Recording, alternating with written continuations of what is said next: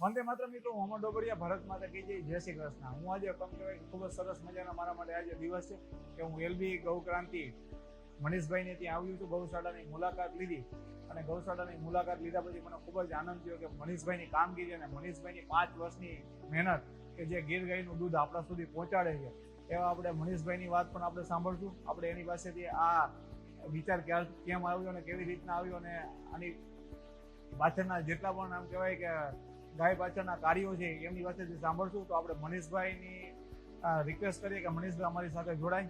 મનીષભાઈ, વંદે માતરમ, તમારું ખૂબ ખૂબ સ્વાગત છે. આમ તો સ્વાગત ના કહેવાય કારણ કે તમારી જ ગૌશાળાએ તમારું સ્વાગત ના હોય. આ મનીષભાઈ છે એલબી ગૌ ક્રાંતિના પ્રણેતા અને ગૌશાળાના સંચાલક. તો આપણે મનીષભાઈ વાત કરવાની છે વૈદિક હોળીની. વેદ વિના મતિ નહીં, ગાય વિના ગતિ નહીં.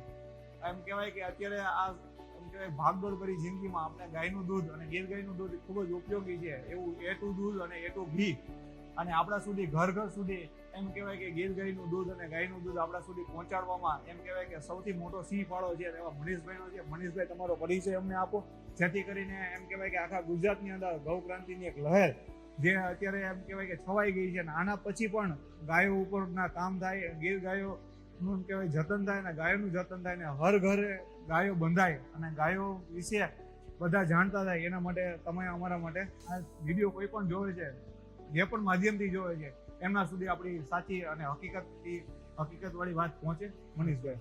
Sure, thank you અમરભાઈ. ધન્યવાદ પહેલા તો તમારો કે તમે આજે તમારો કિંમતી સમય અમને આપ્યો અને અમારી ગૌશાળાની જે રજૂઆત છે કે અમારી ગૌશાળાની જે વાત છે લોકો સુધી આપણે પહોંચાડશું. એલબી ગૌક્રાંતિ સંસ્થાન એ પીપોદરા સુરત સ્થિત છે અને ઓલરેડી આપણી પાસે 350થી વધારે ગાય માતા અહીંયા છે કે જેનું આપણે 100% આત્મનિર્ભર ભરણ પોષણ થાય છે. બધી ગાય માતા સુખ શાંતિથી અહીંયા રહીએ છે.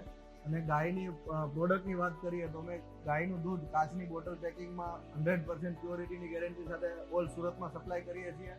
અને ગાયનું ઘી વૈદિક પદ્ધતિથી બનાવી અને ઓલ ઇન્ડિયામાં અમે સપ્લાય કરીએ છીએ.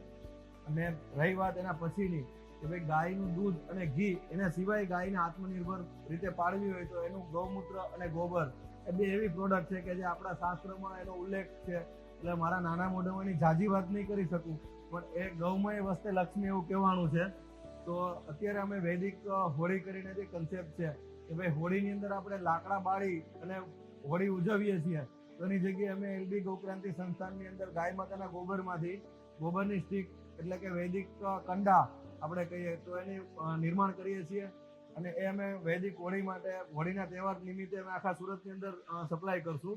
અને જેથી કરીને અમારો ટાર્ગેટ છે કે મિનિમમ સુરતની અંદર 1000 કરતાં વધારે હોળી લાકડાની જગ્યાએ ગાયના ગોબરમાંથી થશે. અને જેને આજે અમારું આ 5મું વર્ષ ચાલે છે વૈદિક હોળીને, અને એલબી ગૌક્રાંતિ સંસ્થાન ને આજે 9મું વર્ષ કમ્પ્લીટ થશે.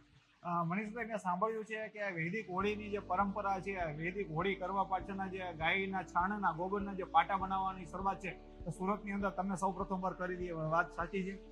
હા, સુરતની અંદર વૈદિક આપણે ગાયના છાણાની કન્સેપ્ટ ચાલતા હતા અગ્નિદાહ માટે. RSS થ્રુ કામ ચાલુ હતું ને અગ્નિદાહમાં વપરાતું હતું. પણ સુરતની અંદર અને એમ કહી શકીએ ગુજરાતની અંદર આપણે હોળી માટે એ કન્સેપ્ટને લઈ આવ્યા કે ભાઈ હોળીમાં લાકડાનું એટલું નિકંદન નીકળે છે. સુરતની અંદર આપણે CNGની સિસ્ટમ છે તો અહીંયા તો લાકડા અગ્નિદાહમાં વપરાતા નથી. તો અમે ત્યાં કહ્યું કે ભાઈ આપણી ગૌશાળાને આત્મનિર્ભર રીતે ચલાવી છે તો ગોબરનું જે આર્થિક ઉત્પાદન આવવું જોઈએ, તો એનામાં આપણે વૈદિક હોળીમાં જો ગાયના છાણનો ઉપયોગ થાય તો થઈ શકે. તો તમે ત્યારથી એને શરૂઆતમાં લઈ આવ્યા. આ કોન્સેપ્ટ ખૂબ સારામાં સારો છે કે વૈદિક હોળી એ જે ગાયના છાણમાંથી જે પાટા બનાવવામાં આવે છે આપણા ઘર સુધી પહોંચવાના છે. મનીષભાઈ આપણે એની ખૂબ જ સરસ મજાની માહિતી આપી છે. વિડીયોના અંતમાં હું તમને એડ્રેસ સાથે, લોકેશન સાથે, મનીષભાઈના કોન્ટેક્ટ નંબર બધું શેર કરવાનો છું. આપણા ઘરે એમ કહેવાય કે વૈદિક હોળીનું આ પ્રજ્વલિત કરીને આપણે આ એમ કહેવાય કે વાતાવરણની અંદર પૂર્ણ ઓક્સિજન આપણે રિલીઝ કરીએ. કારણ કે આપણે અત્યારે એમ કહીએ કે લાકડાનું દહન કરીને આપણે જંગલનું નિકંદન કરીએ છીએ અને આપણે કોન્ક્રીટના જંગલની અંદર રહેવા આવી ગયા છીએ. એમ કહીએ કે કુદરતી વાતાવરણના કુદરતી 5 સ્ત્રોતો અગ્નિ, આકાશ, જળ, વાયુ અને પૃથ્વી, આપણે એનો સૌથી વધારે ઉપયોગ કરીએ છીએ પણ કુદરતને પાછું કંઈ વળતર આપતા નથી. આવી રીતના જ્યારે એમ કહેવાય કે આત્મનિર્ભરની વાત આવે તો ગૌશાળાને આત્મનિર્ભર કરવાનો સંકલ્પ છે મનીષભાઈનો ખૂબ જ સારો છે કે લોકો પણ બધા એમ કહેવાય કે એક્સેપ્ટ કરવા માંડ્યા છે અને 5 વર્ષથી સતત એની આ કામગીરી રહી છે. અને એમ કહેવાય કે 100 ટન કરતાં પણ વધારે પાટાનું નિર્માણ અત્યારે થઈ રહ્યું છે. એ પણ આપણે જોવાના છીએ વૈદિક હોળી આપણે કરવાના છીએ અને આવતા વર્ષોમાં પણ આપણે વૃક્ષોનું જતન કરીએ, પ્રકૃતિનું જતન કરીએ. 5 તત્વો જેમ મેં કીધા, અગ્નિ, આકાશ, જળ, વાયુ અને પૃથ્વી. જેમ એમ કહેવાય કે વેદ વિના મતિ નહીં અને ગાય વિના ગતિ નહીં.